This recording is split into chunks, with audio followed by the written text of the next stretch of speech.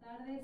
Bueno, bienvenidos a la última sesión de este primer día de nuestro Congreso de Archivos Audiovisuales de Arte. Tenemos el inmenso honor y alegría y placer de estar recibiendo a Solange Farkas, que en su apretadísima agenda se hizo un día y medio para acompañarnos y compartirnos esta conferencia que se llama Video Brasil, Acervo en Performance. Solange es curadora y directora de la Asociación Cultural Video Brasil, fundadora y directora artística de la Bienal de Arte Contemporáneo, SESC Video Brasil, en 1983. Fue directora y curadora en jefe del Museo de Arte Moderno de Bahía entre 2007 y 2010. Participó también como curadora invitada en la 10ª Bienal Sharjah de los Emiratos Árabes Unidos en 2011, la Bienal de Cerveira en Portugal, la Videosong, Bienal Internacional de Videoarte de Israel, FUSO, Exposición Anual de Videoarte en Portugal, el 6º Festival Internacional de Video de Yakarta en 2013 y Dakar, la Bienal de Arte Africano Contemporáneo de Senegal en 2016. En 2019 fue co-curadora de la exposición Dear Amazon Brasil, Corea de Anthropocene en 2019 en el Ilmin Museum of Art de Seúl, Corea del Sur. Solange también fue miembro del jurado de la Rencontre de Bamako, la Bienal de Fotografía Africana en Mali en 2015. Es miembro del comité de jueces del Arts and Film Prize en Ámsterdam. Integra el Prince Claus Fund Award Committee y el Consejo Asesor del Espacio de Arte Pivot en São Paulo, además de hacer arte en la Junta de la IVA, la Asociación Bienal Internacional. En 2017 recibió el premio Mont Blanc Arts Patronage Award, premio de la Fundación Alemana dirigido a profesionales con una destacada trayectoria en el apoyo al desarrollo de diversas expresiones artísticas y culturales. Bueno, le damos una muy cálida bienvenida y gracias.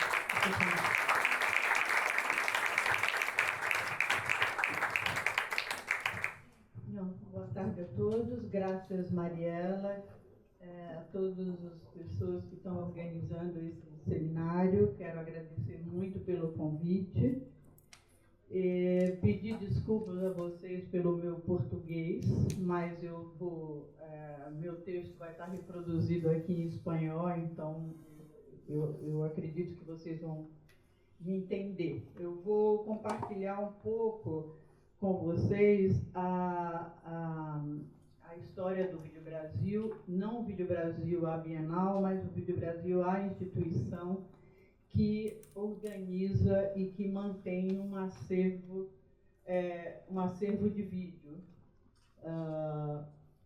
durante esses anos. A Associação Cultural Vídeo Brasil, que criei, como a Mariela colocou aqui, em 1991, quase 10 anos depois da criação do festival, que é uma das poucas instituições latino-americanas não governamentais com dedicação integral à construção e ativação permanente de um acervo focado na produção cultural da imagem. Atentos ao tempo, focamos nossas ações hoje no extenso universo da arte contemporânea, mas nos dedicamos estrategicamente na preservação, conservação, ativação e revisão crítica da videoarte.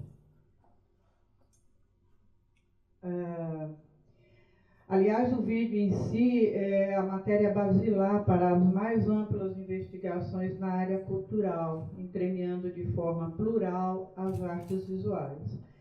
A própria história da cultura contemporânea, que transpassa a existência do Vídeo Brasil, pode ser construída por meio de uma observação crítica do nosso próprio acervo.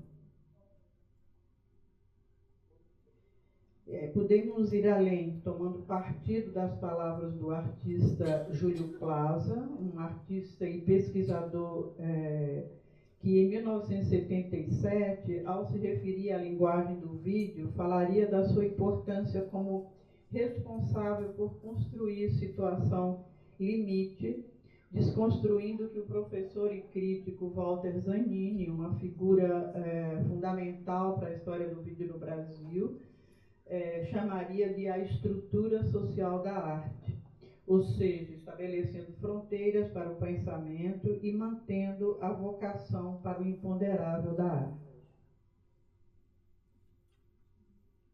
Essas imagens aqui são de exposições que o Vídeo Brasil, que eu tenho feito a partir de obras do acervo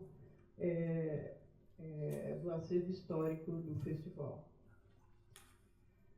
Em torno de 4 décadas de história e com um pensamento político e didático de clara razão democrática, nós devotamos nosso olhar para o que hoje nas ciências humanas se define como Sul Global, região que engloba os países à margem dos eixos de poder euro-americanos. Essa é uma exposição que aconteceu na Cidade do México.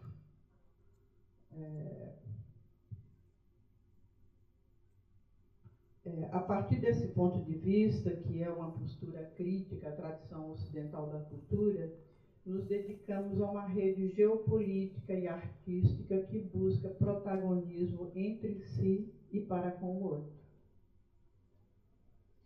Essas são imagens do espaço do Galpão Vídeo Brasil. Mariela conheceu e trabalhou um pouco pesquisando lá no acervo, onde ficava abrigado a coleção, a biblioteca, como vocês veem aqui, e esse era um espaço basicamente criado para ativar a coleção de vídeos e documentos do Vídeo Brasil. Aqui foi uma exposição aqui era o timeline, que era a abertura de uma exposição de um artista libanês que é bastante conhecido, Akram Zaatari, e era uma exposição toda a partir de todo o conteúdo que temos do Akram no acervo do Vídeo Brasil. Além das obras recentes, o Akram é um artista que participou de várias edições do Vídeo Brasil e claro que o verbete Akram Zaatari é um dos verbetes mais robustos, pelo fato dele ter várias participações em ações, exposições e bienais do Vídeo Brasil.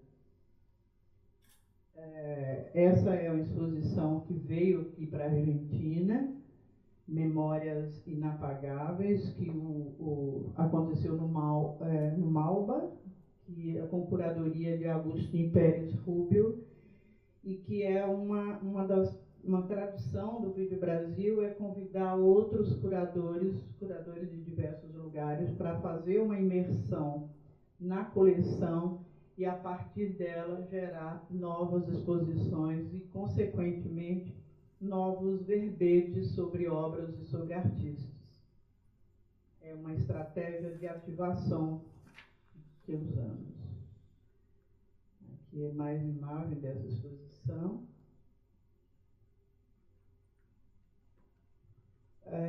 Inicialmente, o acervo do Vídeo Brasil era circunscrito ao tempo histórico da nossa existência, ou seja, a existência do festival. Mais recentemente, porém, temos acrescentado produções audiovisuais anteriores à própria história do festival, que foi criado em 83, expandindo o período histórico do qual ela dá conta, para traçar um panorama ainda mais amplo da história do vídeo nesse lugar do mundo. O exemplo é o BFVPP, que é Brasília Film and Preservation Project, que é um projeto criado pela Vivian Ostrovsky, que eu acho que vai se apresentar aqui, ou já se apresentou, o projeto dela.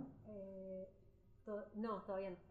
Mas vai ter. Estos días, sim. Então, e ela é um projeto que reúne obras de artistas pioneiras, mulheres do vídeo no Brasil, e que, por meio dessa parceria, as obras preservadas e digitalizadas por ela passam a fazer parte também do nosso acervo, compondo aí uma atualização de um circuito, de um tempo de vídeo anterior à década de 80, são essas mulheres que produziam vídeo na década de 70 no Brasil.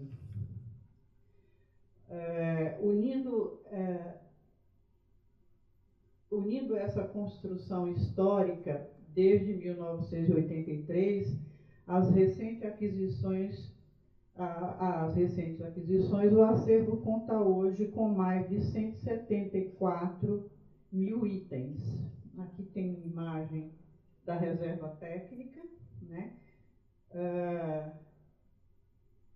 São 85.600 imagens fotográficas, entre analógicas e digitais.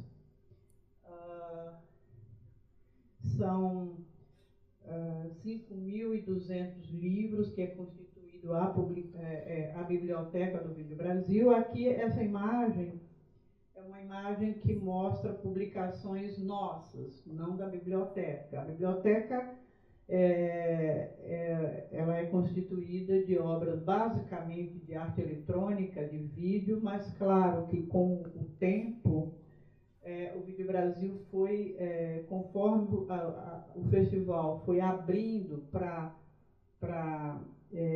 produções e para outras mídias, outras linguagens, como hoje é a pintura, a fotografia, escultura, a biblioteca também foi incorporando publicações que saem desse campo apenas do vídeo, como ela é forte, como ela tem essa importância, né?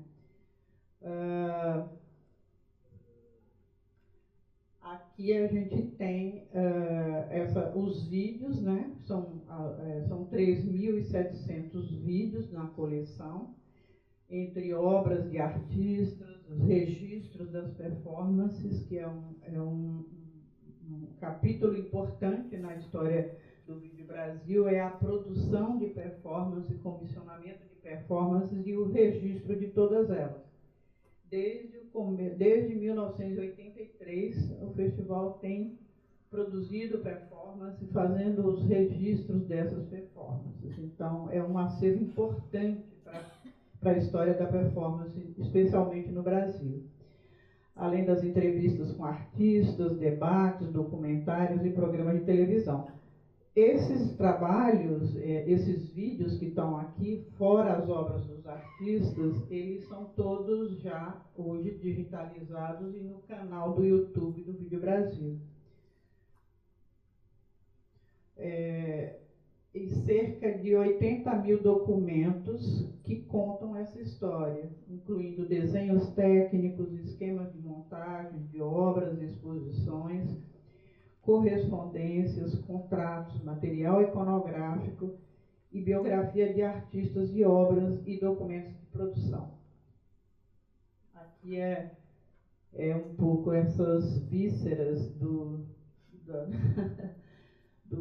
acervo do Vídeo Brasil, né? Essa é uma documentação enorme, com todo esse material ao longo desses 40 anos de trabalho e de arquivamento e ativação dos dados que compõem o acervo Vídeo Brasil.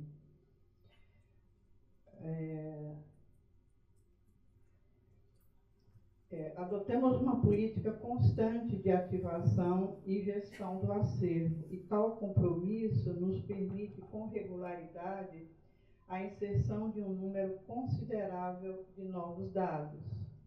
Para isso, nos valemos das ferramentas digitais, trabalhando cotidianamente na integração e qualificação de todos os conteúdos do acervo através do trabalho da equipe de pesquisadores e técnicos audiovisuais que, de forma continuada, alimentam o banco de dados, uma plataforma de trabalho e acesso aos conteúdos do acervo que estão sob a nossa responsabilidade.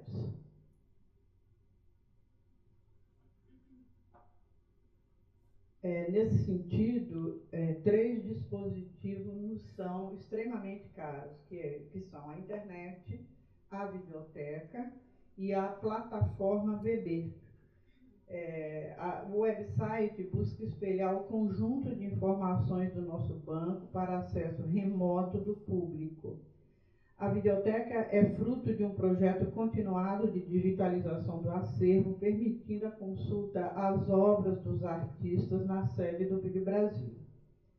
Isso é um ponto importante, que é a disponibilização do acesso às obras dos artistas, né? E que a gente não coloca online por uma questão de respeito e dos direitos dos artistas. Então, ele é para consulta, mas tem uma quantidade de documentação, de entrevista com os artistas, de cada um artista que tem obras no Acervo do Brasil, que é muito interessante, e esse está disponibilizado online, que são entrevistas. Às vezes tem artistas que participam mais de uma vez das edições do festival e são entrevistados a cada vez que participam, então você tem uma atualização da informação sobre esses artistas que é muito interessante. Você consegue atualizar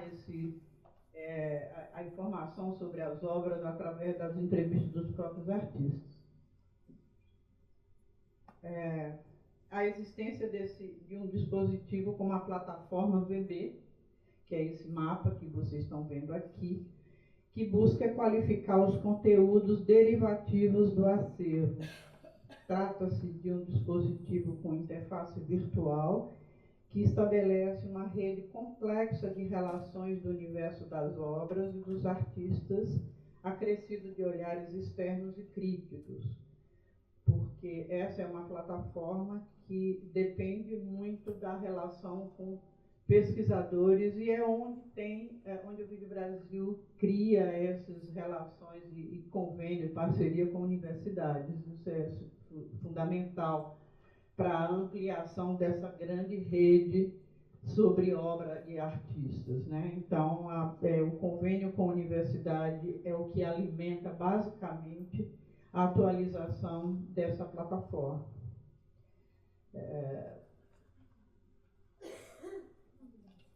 No mundo atual em que os meios digitais tomaram tamanha proporção e autonomia após a pandemia do Covid e nos abrem a possibilidade de alcançar cada vez mais territórios, tornou-se necessário voltar nossa atenção a atividades de exibição também no formato virtual. O caráter audiovisual do acervo dá à coleção uma vocação natural de fonte de conteúdos para streaming e assim criamos há alguns anos o projeto expositivo Vídeo Brasil Online.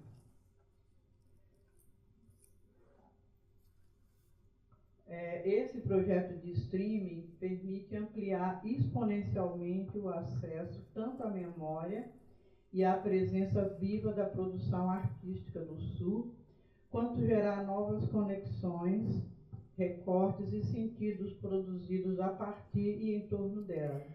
Ao que propomos nesse espaço curadorias que ativam obras do acervo e dialogam com outros trabalhos.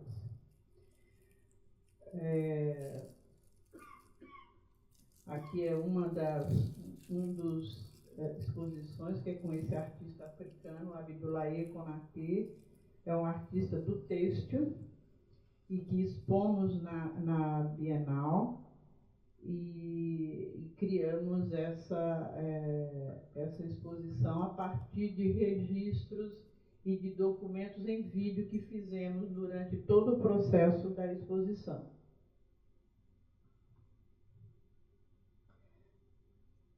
Assim, o Vídeo Brasil Online, bem como o projeto Acervo Comentado, abre um campo com enorme potencial de alcance para articular memória e ação artística, tecendo um discurso histórico, curatorial e poético, a partir não apenas de uma coleção importante de obras, mas também da miríade de olhares e aportes que podem ser mobilizados por ela. Isso aqui essa imagem foi da última Bienal, onde o Vídeo Brasil celebrou os 40 anos de existência e fizemos uma certa revisão histórica desse período, assim, a partir de conteúdos do acervo e também trazendo personagens importantes dessa história de 40 anos do festival.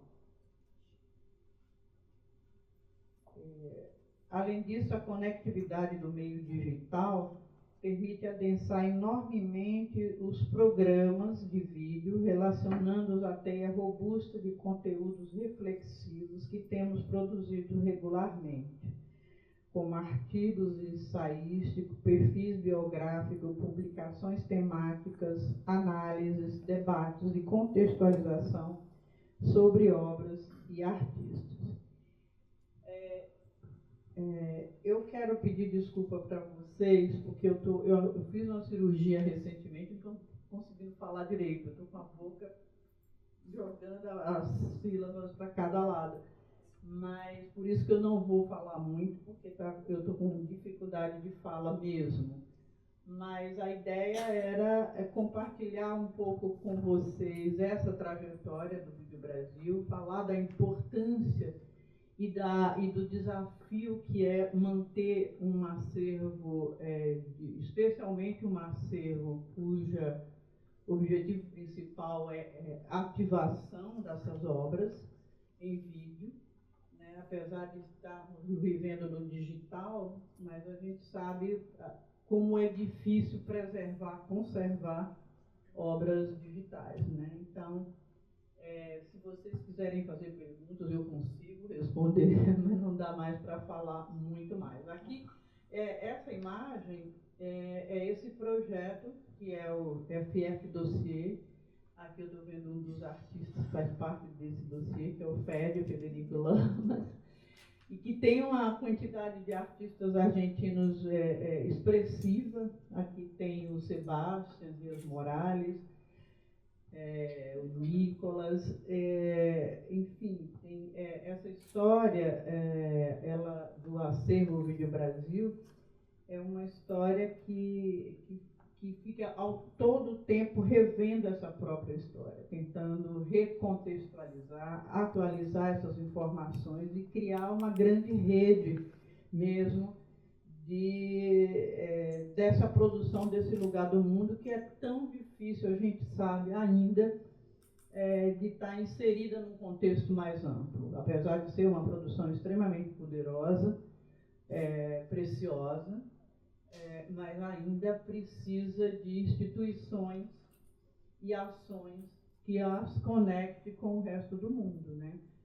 Então, esse é o desafio para o Vídeo Brasil, é o desafio para todos nós que temos a coragem e a insanidade de manter vivo um acervo, porque essa é a ideia principal do acervo do Vídeo Brasil, não é apenas conservar e manter, que eu acho que isso cabe a um museu ou instituições governamentais, não é o meu caso, mas pensando que o Brasil é um país um país maravilhoso, um país genial, lindo, alegre, mas tem todas as suas contradições, sobretudo no que diz respeito à conservação e preservação da memória.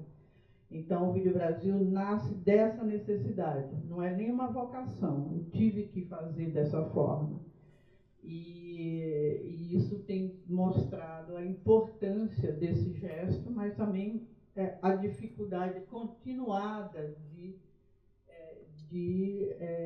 superar, vamos assim dizer, esses limites da relação, principalmente com o poder público, né?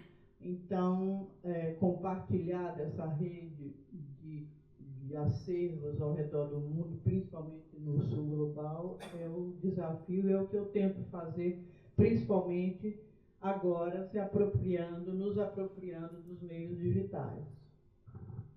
É isso. Posso responder perguntas.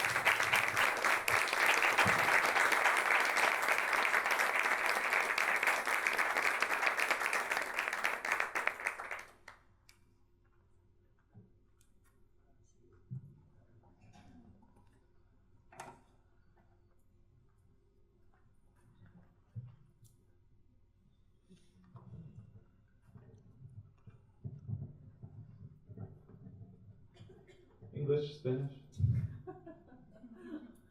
You can try. Este paradigma de sur global, ¿fue una influencia del Bienal de Havana? Não. Tem uma conexão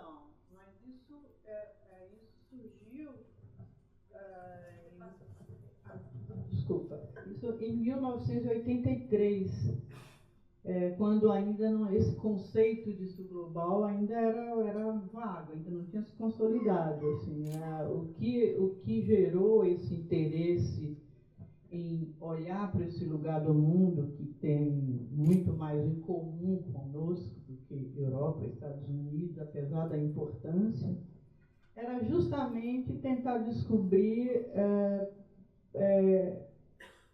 olhando para os grandes eventos internacionais de arte, por exemplo, a ausência enorme de países como Brasil, Argentina, mesmo China, Sudeste Asiático. Então, eu sempre tive essa curiosidade, especialmente quando pensamos em África, por ter o Brasil uma relação muito forte, histórica, de fundação, de formação mesmo da sociedade brasileira com a África. Então, eu sempre quis, quando eu comecei a pensar o Vídeo Brasil, em conhecer essa produção, de chegar até ela. E não tinha notícia nunca, nunca. Né? Então, assim, por isso que eu fiz sempre um open call, uma chamada pública aberta, para conseguir chegar nesses lugares. Esses lugares que eram inacessíveis, você não tinha nenhuma referência quando você ia nas outras bienais ou em outras exposições. Então, isso se tornou para mim meio um desafio. Eu quero conhecer meus partners, assim, as pessoas que pensam como eu, que têm uma cultura equivalente, que têm as mesmas dificuldades sociais, políticas, e a ideia de sul global, claro que é um termo que agora está, né, vamos dizer, fundamentado aí bastante numa questão geopolítica, nunca geográfica, e nasceu desse lugar.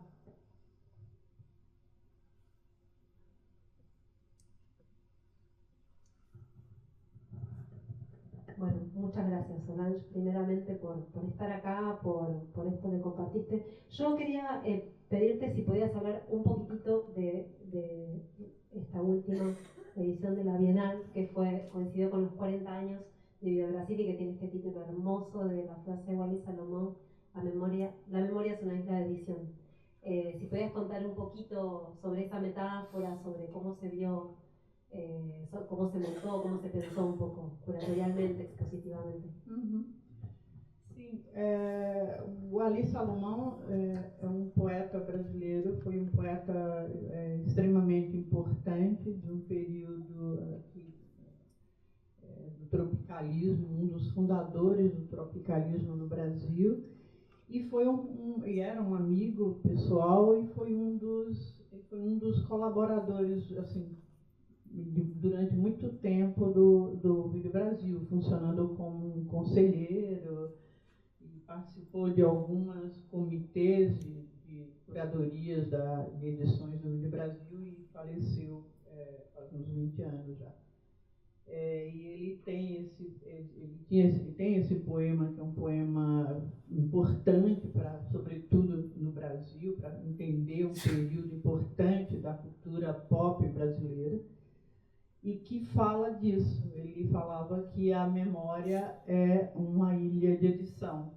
E quando a gente estava pensando essa edição da Bienal, agora, a última, que era uma edição que revisitava os 40 anos do festival e, consequentemente, do vídeo no Brasil, né? A história do vídeo no Brasil é uma história muito paralela à própria existência do festival. Então, e aí essa frase e o Ali estava comemoraria 80 anos. Então, eu pensei que seria um momento oportuno, pensando a frase dele que olha para esse lugar, compara, traz a ideia da ilha de edição, da memória como uma ilha de edição, e a gente estava num momento de uma revisão da nossa história, e uma história baseada no vídeo. Então veio esse insight de trazer o Ali como um eixo para orientar e pensar a própria história do vídeo no Brasil, não apenas no Brasil, e esse resgate da memória, que era um trabalho que a gente estava fazendo de uma arqueologia da nossa história ali, né? Então, muito orientada e baseada a partir dos poemas do Ali. E foi uma edição muito bonita, muito especial, porque a gente lançou a ideia, a memória como uma ilha de edição, para o edital, para o PENCOI, tentando trazer os artistas, propor trabalho a partir dessa ideia, desse conceito da memória como uma ilha de edição. E foi genial, porque apesar dos artistas, muitos fora, que não conhecem essa história, teve muito artista do Sudeste Asiático esse ano e africanos, mas a memória é comum para todo mundo, né? Então a memória é sempre, e sobretudo em tempos depois de tantos dramas, depois da Covid, depois dessas crises políticas todas. Então a gente teve assim vários trabalhos, várias leituras, né, como pensar a memória, a depender da região que o artista está, da cultura, foi muito bonito. Então teve, apesar de poder o risco das obras serem muito melancólicas, ou, né, porque quando você pensa em memória, você só pode pensar, olhar para trás, mas não, com uma outra perspectiva. Foram trabalhos pulsantes, foi uma exposição diferente.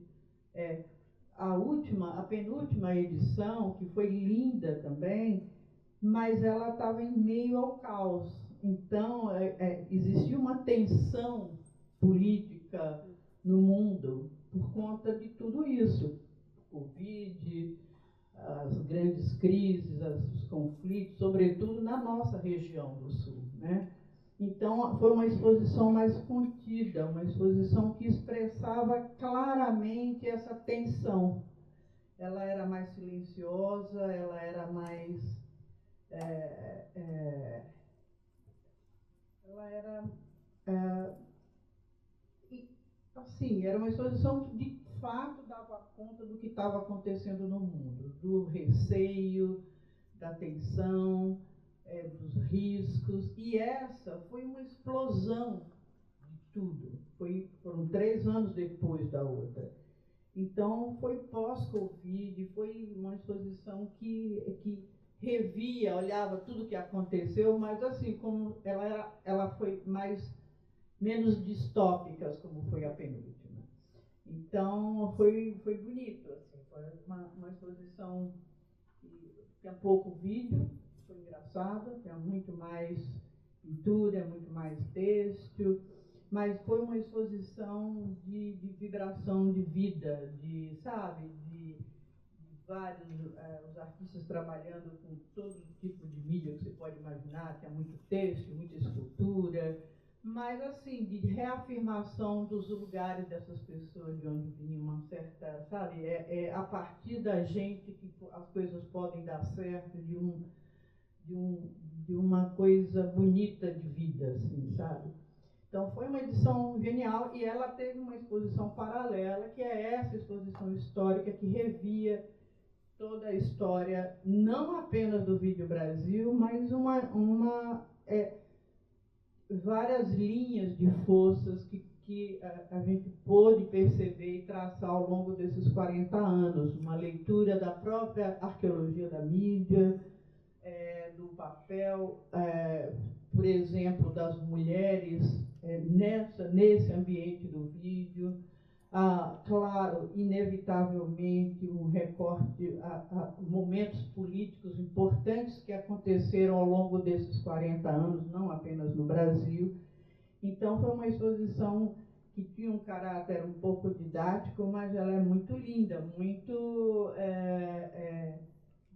didática no melhor sentido, não porque didática pode parecer uma coisa meio boring, assim, mas não era isso.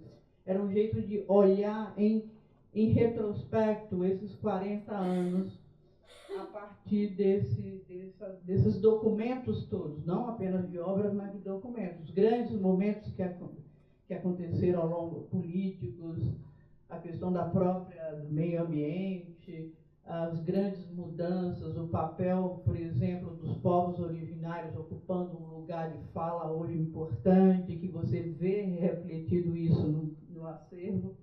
Então, foi uma exposição bonita e que tenho um projeto de circular essa exposição por várias cidades e por vários países. Então, ela tem uma versão grande em inglês, é uma exposição que contém muitos dados, ela é uma exposição que foi um grupo de pesquisadores trabalhando mais de 2 anos nesse projeto. Então, é uma exposição que tem um futuro e de ser ampliada também a cada lugar que passa trazendo histórias daquele lugar. Então, ela começa a circular a partir de fevereiro, dentro do Brasil. A cada lugar que ela vai, ela trabalha com pesquisadores locais, e esses dados vão entrando na exposição, criando novas linhas, por exemplo. Então, é um modo de também ativar a própria exposição, incorporar novos dados dessas regiões que, às vezes, a gente tem dificuldade, à própria coleção. Então, ela vai para alguns estados brasileiros. Eu quero muito trazer para aqui a Chile, Argentina, Bolívia. Está indo um recorte importante agora para a Rússia, para Moscou. Abre no dia 12 de dezembro e por aí vai.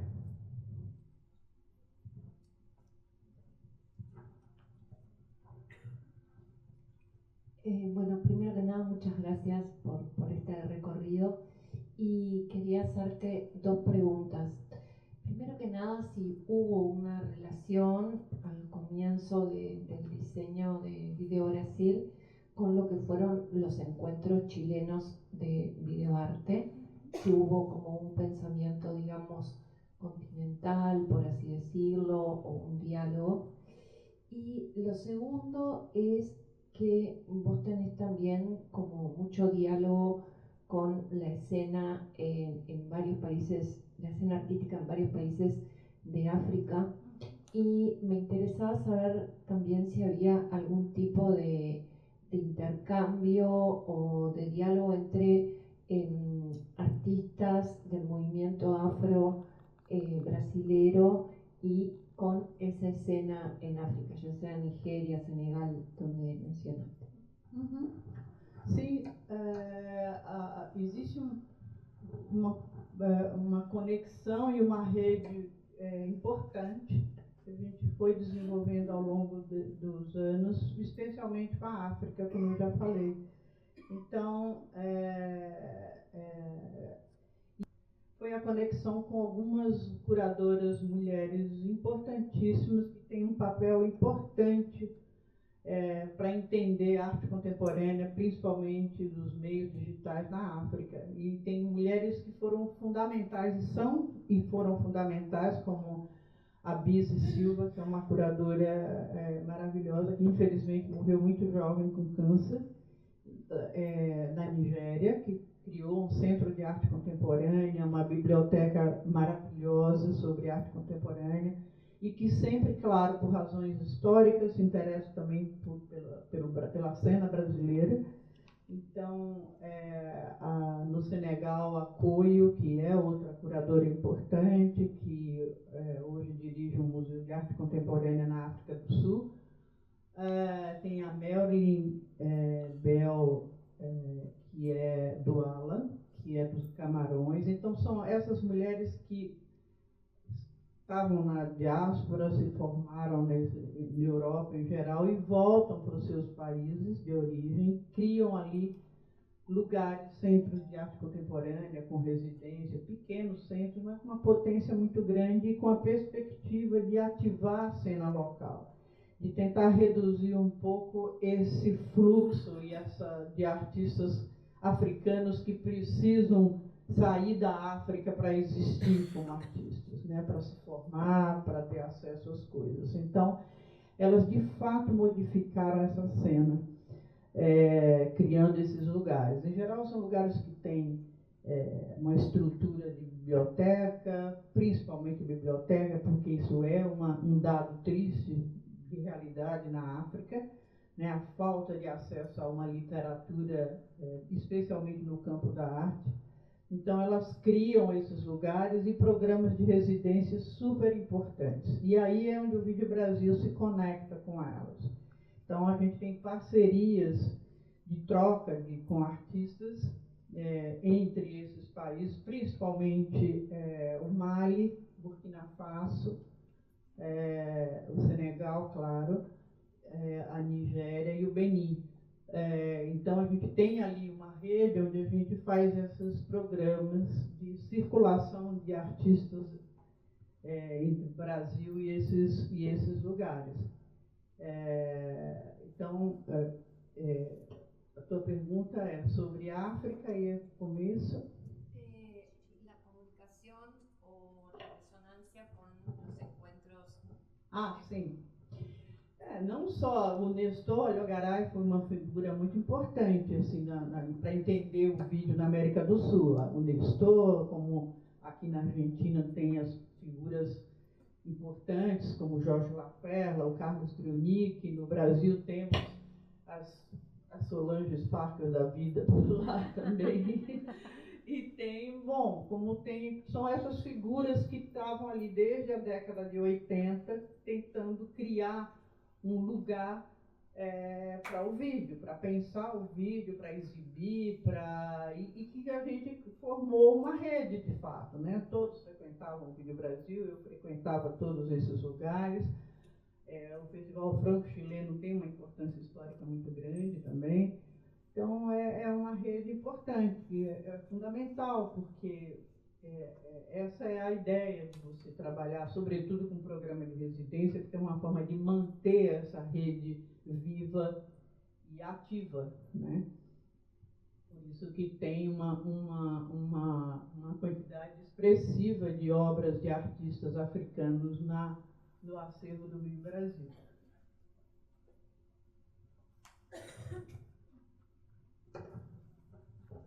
Hola, bueno, muchas gracias por esta conferencia. Y voy a hacer una pregunta un poco rara. ¿Usted piensa que puede haber algún vínculo entre este extraordinario desarrollo del videoarte en Brasil con la importancia del cinema novo previamente en Brasil, que fue como un estallido de creatividad en los circuitos tradicionais? Claro, total. Olha, boa a sua pergunta, porque é o seguinte, o Brasil, diferente de outros lugares, principalmente Europa e Estados Unidos, a história do vídeo no Brasil é muito particular. Ela não começa como aconteceu nos outros lugares, que eram artistas, que é como a situação hoje é contemporânea, né? Artistas de diversas linguagens se apropriaram de câmera de vídeo e começaram a produzir. Eram pintores, escultores, performers, sobretudo os performers. No Brasil, a gente começou um pouco depois, né? Assim, começa a produzir vídeo no começo dos anos 80, pós-ditadura militar, quer dizer, tinha acabado. Isso é super importante, a relação com a política, porque nasce como um gesto político o vídeo no Brasil, né? Nasce como uma resistência à ditadura, à censura, que era muito grande, e era o começo da entrada dos equipamentos de vídeo no Brasil. Então, as pessoas daquela geração dos anos 80, 90, usavam o vídeo como um instrumento muito político. E muito, como não eram artistas visuais, eram jovens que estavam começando, queriam fazer cinema, talvez, eles eram muito influenciados pelo cinema novo, que era a nossa potência do audiovisual. Né? Figuras extraordinárias, como Glauber Rocha, que é uma referência central para o começo do vídeo no Brasil. principalmente quando o Glauber volta para o Brasil e aí ele vai fazer um programa de televisão que é histórico, com aquela mesma máxima dele de uma câmera na mão, e uma ideia na cabeça, né, que era a frase icônica do Glauber. E ele vai fazer programa de televisão, um programa que chamava Abertura, e ele ia entrevistar as pessoas, eram umas entrevistas totalmente fora do padrão da televisão brasileira daquele momento. Ele, até aquele momento, a televisão brasileira era a TV Globo, uma TV que era um sinal que era dado pelo governo militar, então altamente passando por um processo de autocensura. Então o Glauber ele entra nesse ambiente para dar ele faz um programa que ele mostra, ele vai para a rua entrevistar. Até então no Brasil não existia isso, nem pensava uma coisa dessa. Então, ele ia para a rua entrevistar as pessoas, perguntando as perguntas mais desconcertantes, sobretudo que tangenciava a questão política.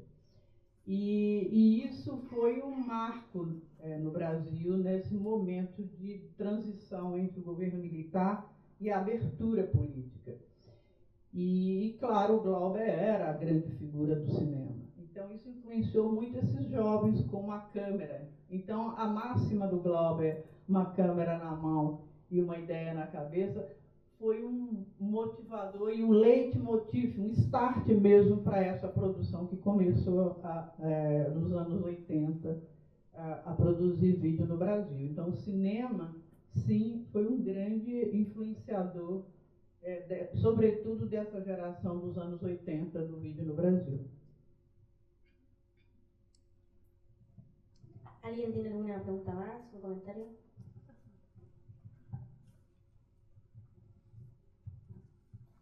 Hola. Bueno, gracias Solange por compartir esta experiencia admirable, el acervo de Video Brasil.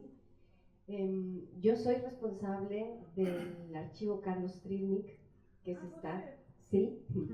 se está empezando a conformar, y con toda tu experiencia que has tenido a lo largo de la conformación de este acervo, quisiera preguntarte qué aprendizajes o qué lecciones podrías compartirnos a quienes estamos iniciando o estamos trabajando en esta tarea de crear el archivo, en este caso, por ejemplo, de un videoartista. Preciso estar preparada, mas eu acho que você tem um bom motivo para te incentivar a criar essa. É fundamental. E eu acho que é um traço mesmo de América Latina. Esses gestos partem de indivíduos, nunca do Estado. Eu não conheço um país da América Latina que tenha essa iniciativa de pensar a questão dos acervos, assim, sobretudo acervos de vídeo, acervos mais contemporâneos. Assim. Então, é difícil. É bem difícil, porque vídeo, apesar de ser uma mídia extraordinária para a produção, para a circulação, ela é terrível para a conservação e memória. Ela demanda muito, ela é uma contradição, né? Então, e é um trabalho continuado, apesar do digital. Apesar do digital, é um trabalho difícil, porque você precisa manter as masters, sobretudo de trabalho de artistas, né? E artistas como o Carlos, que eu tive o prazer e a alegria de conhecer, de compartilhar, de conversar, participou de várias edições do Vídeo Brasil, foi júri do Vídeo Brasil. A gente sabe que manter os originais é fundamental. Não basta digitalizar, mas para uma questão talvez de circulação, da acessibilidade. Agora, pensando como uma produção de um artista, precisa manter o formato original. E aí vem a grande loucura, porque a indústria não fabrica mais os equipamentos para circular. Eu participei de um congresso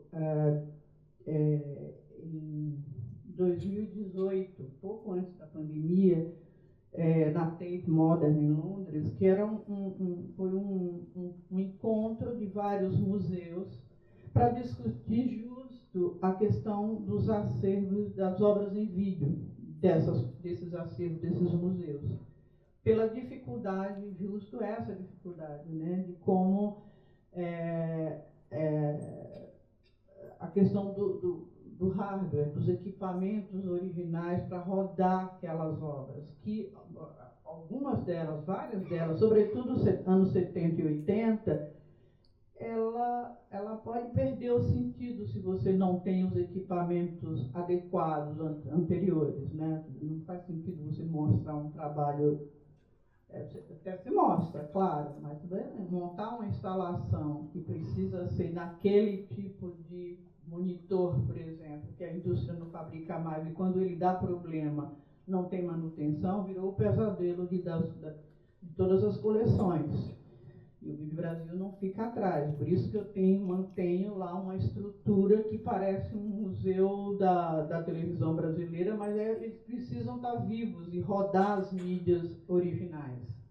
Então, significa esse esforço de você não só conservar o trabalho, mas, acima de tudo, permitir o acesso e contar essa história, e manter viva a história, e manter vivo o trabalho do artista, né? Então, não basta conservar, não basta preservar, mas, acima de tudo, permitir o acesso e uma discussão crítica atualizada sobre cada obra do artista. Mas eu acho que é memorável, necessário que se faça isso, né? E o Vídeo Brasil, eu tenho trabalhos do Triunic na coleção, é um artista que me interessa muito, que diz muito respeito à história do Vídeo Brasil, e a gente pode pensar como fazer coisas juntos, de se ajudar mutuamente para manter vivo o trabalho do Carlos. Gracias.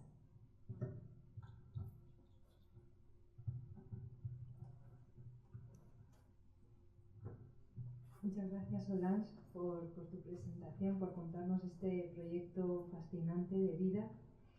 Quería preguntarte precisamente cómo un acervo que crece, nace y crece desde una apuesta personal, la forma que tiene es impresionante, y quería saber cómo ha sido durante estos años tu relación con las instituciones museísticas brasileiras. Desde Gracias, ya me has contestado. Essa é uma pergunta meio freak, assim, mas é difícil. É difícil porque, quer dizer, difícil. Essas relações estão ficando mais fáceis, porque o Vídeo Brasil já tem 40 anos de história. O vídeo ocupa um lugar hoje na cena de arte contemporânea central. E essas instituições que demoraram muito no Brasil para olhar o vídeo como uma expressão importante, como uma ferramenta fundamental para a produção de arte, como uma coisa séria para valer, uma mentalidade muito conservadora das instituições brasileiras. Às vezes, também por conveniência, porque manter um acervo de vídeo é complexo, a gente sabe, né? Manter, que muda todos os paradigmas museológicos, desde a conservação, a montagem, a preparar os espaços, não é mais prego e martelo, nem uma tinta branca. Então, ele cria uma complexidade mesmo muito grande, ao mesmo tempo que é vital. E eles perceberam isso. Teve um delay muito grande, mas hoje em dia os museus brasileiros começam a adquirir obras em vídeo, o que é raro, um pouco lento. E, claro, começam a ter uma interlocução e a cada vez mais conversar com o Vídeo Brasil sobre determinados projetos, né? Mas isso foi um trabalho, assim, que demorou tempo de entender isso, de ter curadores que tenha principalmente os conservadores dos museus, que olham para o vídeo como se fosse um monstro que chega ameaçador. Isso tudo está se equalizando agora. Demorou muito, com um certo delay, mas isso muda, tem mudado cada vez mais, e cada vez mais eu estou fazendo exposições nos museus brasileiros, o que demorou muito. Precisei fazer em vários lugares fora do Brasil para começar a fazer lá. Mas no Brasil tem um ditado que fala: santo de casa não faz milagres. Então, é isso. Gracias. ¿Alguien más?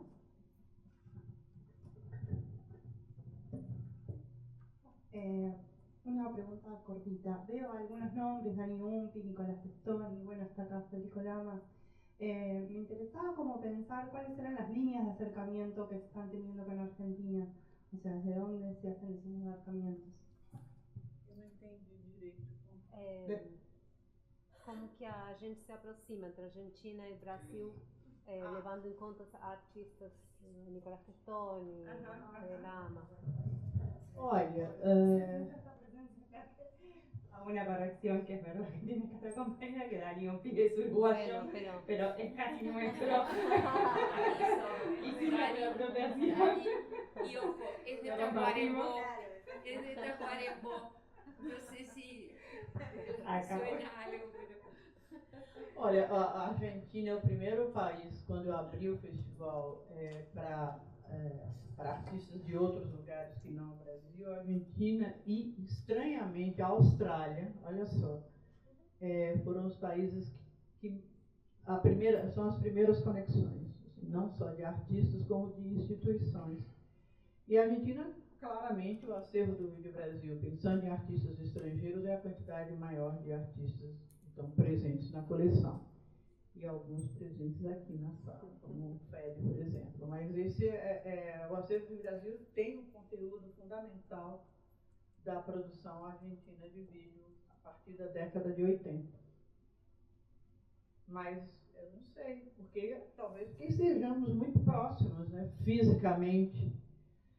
Então, eu acho... E também são histórias mais ou menos parecidas, assim, tanto como tem uma produção muito potente, né, sobretudo, eu lembro muito bem que o começo do vídeo, de começar a conhecer a produção argentina e chilena, que são mais fortes na coleção, eram os trabalhos, por exemplo, o Brasil, naquele momento, tinha uma produção incrível de documentários experimentais, potentes, vibrantes, discutindo política, mostrando o Brasil para nós mesmos que não conhecíamos por conta de anos e anos de censura e de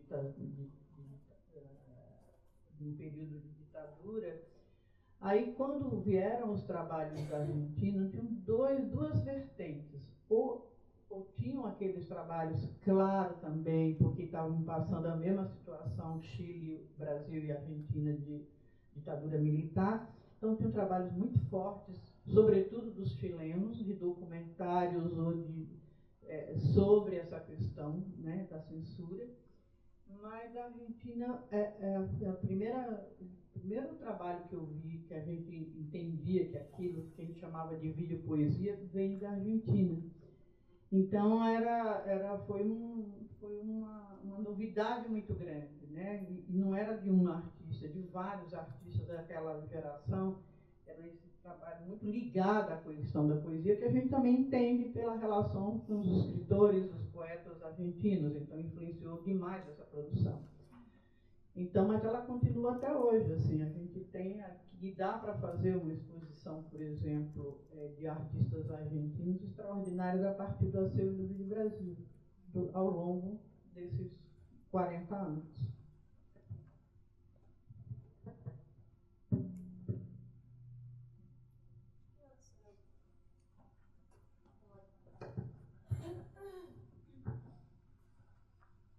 Bueno, muchas gracias por todo este tiempo y esas palabras.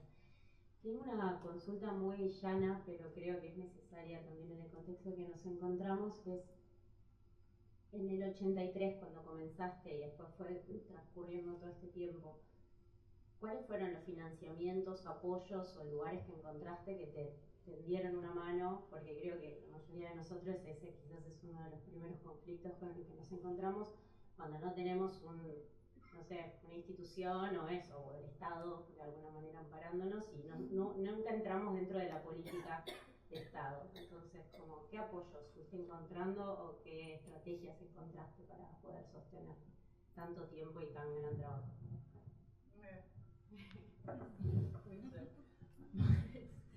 Olha, eu acho que eu tive pouco de sorte, porque não é uma situação comum também no Brasil. Até hoje as pessoas fazem para mim as mesmas perguntas, mesmo no Brasil. Eu tive assim, uma sorte grande. A primeira década do Vídeo Brasil, eu venho de uma família, na verdade a família do meu esposo, é uma família ligada muito às artes. Meu sogro, Thomas Farkas, é uma figura importante de cinema brasileiro, da fotografia brasileira, e tinha uma grande empresa de fotografia, lojas de fotografia. Então, tinha bastante recurso e muito interesse pela imagem, porque ele era um produtor de cinema e um grande fotógrafo. Então, ele sempre apoiou projetos. E ele que me convidou, ele que pensou que entrando câmeras de vídeo no Brasil, certamente seria interessante investigar se existia uma produção de vídeo e como ele incentivar, por interesses pessoais e comerciais, porque ele estava também nas lojas dele vendendo câmera de vídeo. Então, assim foi durante 10 anos, enquanto era um festival apenas nacional. A ideia era mapear a produção de vídeo brasileira, identificar quem eram os personagens, se tinha uma produção suficiente para fazer, por exemplo, uma exposição, um festival. Então, eu fui encarregada de investigar isso para ele e chegamos no Vídeo Brasil. Então, o Vídeo Brasil, durante 10 anos, foi um festival brasileiro, para mapear a produção brasileira de vídeo, incentivar a produção brasileira de vídeo, e chegou num determinado momento, 10 anos depois, isso acontecia no Museu da Imagem e do Som, que a produção foi se fragilizando.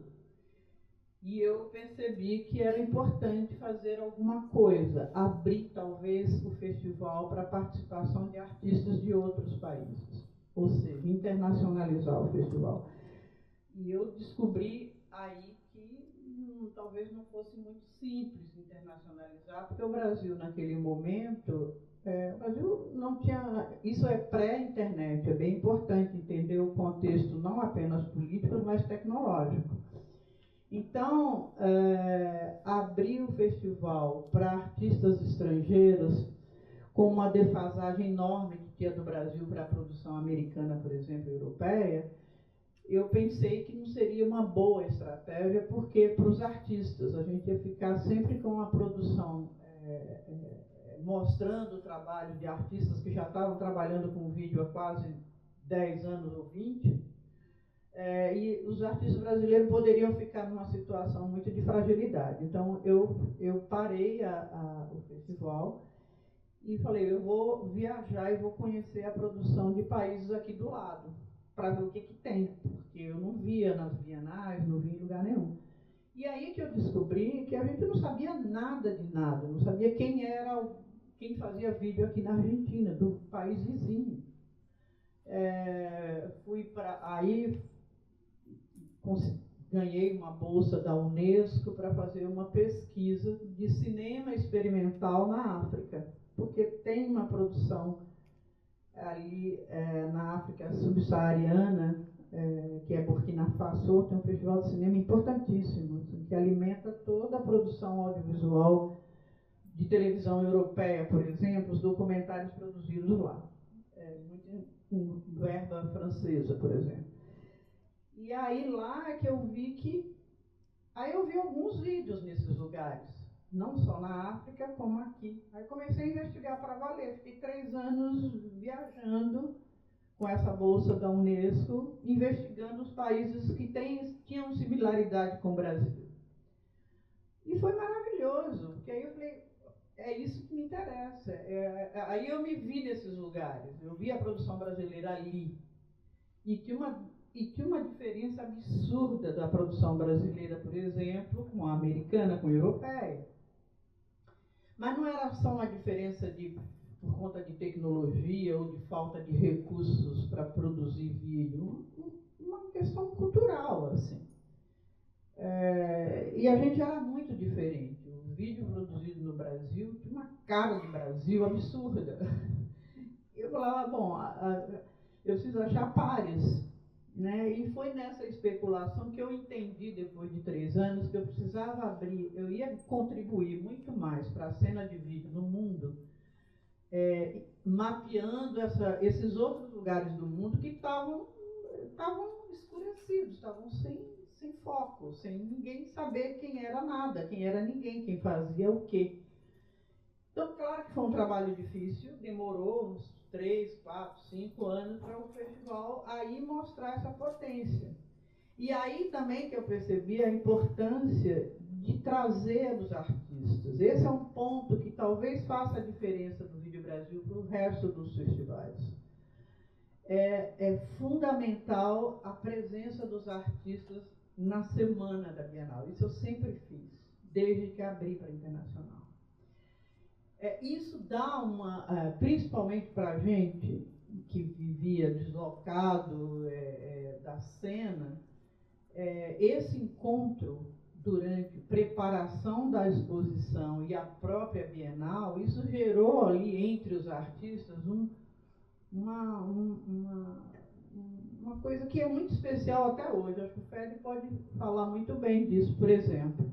Né, porque as conexões aconteciam, as falas, as relações, assim, de forma orgânica, o fato de estar ali e compartilhar entre eles, essas redes foram se multiplicando, os artistas se relacionavam entre eles depois do Vídeo Brasil. Então, é claro que isso custa muito, voltando para a pergunta dela, pensando financeiramente. Trazer os artistas custa muito dinheiro, pagando passagens e, desgraçadamente, esse sul global, ele trazer artistas de Bangladesh, da África, desses lugares todos, custa muito dinheiro. As passagens são caras, a gente está longe de todo mundo no Brasil. Mas isso foi um ponto de honra, e eu tive a sorte de não... logo que eu abri para a Internacional com essa perspectiva, achar uma instituição no Brasil, que é a única também, que é o SESC, que tem recurso e tinha uma pessoa brilhante dirigindo essa instituição, que era o professor Danilo Santos de Miranda, que faleceu vai fazer 1 ano agora. Ele apostou nisso, ele acreditou no projeto, ele tinha essa capacidade e falou, vamos fazer, tem que ser aqui é esse lugar desse encontro. Então, foi sempre encarado como um network, assim, gigante. E isso modificou muito a cena. Isso foi, agora, eles têm muito recursos, então eles financiavam todo esse projeto.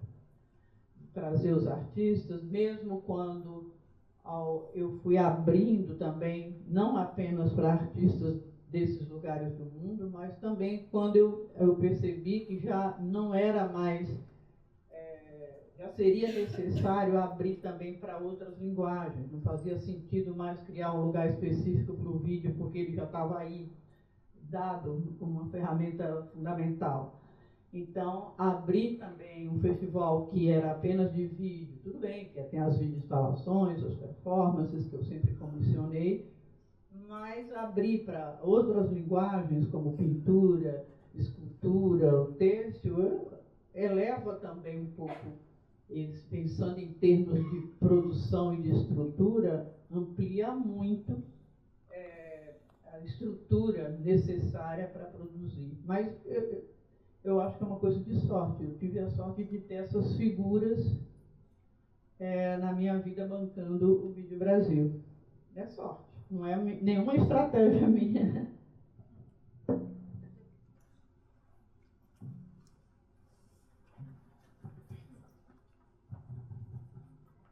Bueno, Solange, muchísimas gracias por esta presentación y bueno, creo que el público justamente te ha venido preguntando muchas cosas porque realmente es un proyecto que tiene una importancia internacional muy importante y quiero hacerte esta pregunta más también como cierre para que te hemos exprimido así la energía y te agradezco muchísimo por haber aceptado esta invitación y todo lo que implicó para ti, que sé que fue mucho, así que eso te lo agradezco mucho personalmente y obviamente institucionalmente. Y la pregunta tiene que ver más con el título de tu presentación, esto que nos has contado, ¿no? De Videobrasil como un acervo en transformación. Ahora que hicieron estos 40 años, hicieron memoria, pensaron y nos muestras todo esto que han hecho hasta ahora, obviamente la pregunta necesaria es ¿cómo fue ese balance y qué es lo que viene hacia adelante? ¿Cuál es la proyección de Videobrasil? ¿Cómo viene el proyecto? Eu me pergunto isso todo dia. Olha, agora, claro, após 40 anos, já existe agora um dado de realidade que é o futuro do Vídeo Brasil, né? Quando eu não estiver mais presente. Eu não tinha essa preocupação há 10 anos atrás, 20 anos atrás, agora eu tenho. Ela é um dado de realidade que foi muito ativada, principalmente com a Covid, que a ideia da morte estava muito presente. Então, todo o meu esforço hoje é como manter esse projeto na minha ausência. Por isso, as parcerias que eu tenho desenhado ultimamente, estou fazendo uma parceria com o Getty Institute de Los Angeles, é uma delas, com o Museu de Arte, com a USP, a Universidade de São Paulo, lá, para manter esse projeto vivo, principalmente com a coleção, né?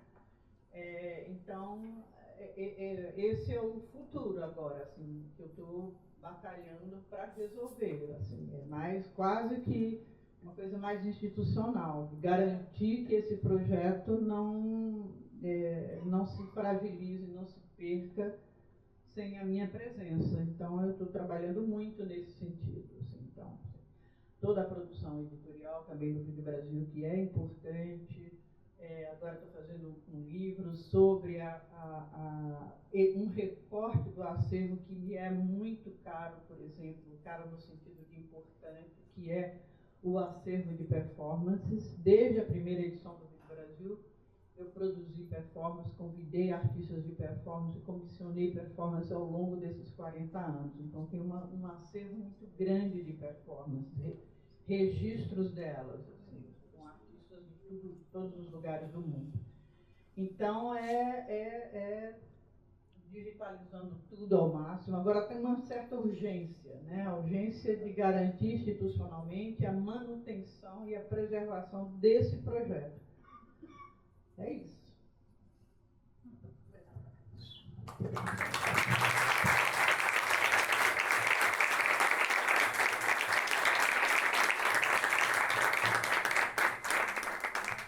Olha, eu agradeço muito e eu espero que esses projetos a gente consiga uma hora. Esse é um lugar também que eu esqueci de falar. Um sonho, um desejo de criar uma rede latino-americana de acervos, principalmente de acervos de vídeo. Então, eu já conversei muito isso com os queridos Jorge Laferla, com muita gente, porque eu acho que a gente precisa criar uma rede institucional importante na América Latina, para a gente ficar mais forte, sabe? E um ajudar o outro, porque são situações diferentes, mas assim, falta muito isso.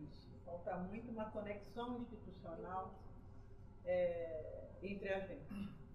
E eu quero romper isso, eu quero tentar dar um passo à frente, assim, para encorajar os meus partners aqui na América Latina nesse sentido. Algumas conversas já estão sendo assim, iniciadas com o Chile, com o Equador, que é uma cena muito bacana de arte contemporânea por conta da Bienal.